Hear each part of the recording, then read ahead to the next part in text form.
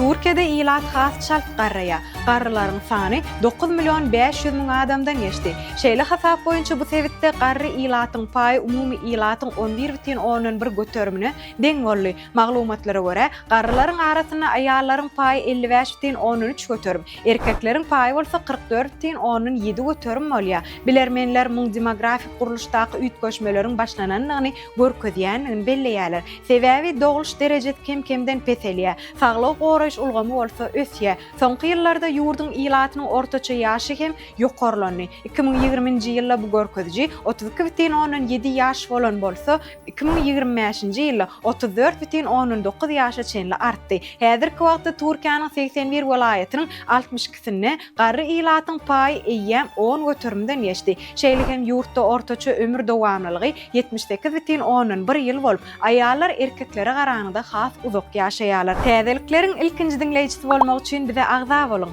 Habarlar, täsinlikler, videolar hemmesi bir ýerde. Turkmenportal bizden daşlaşma.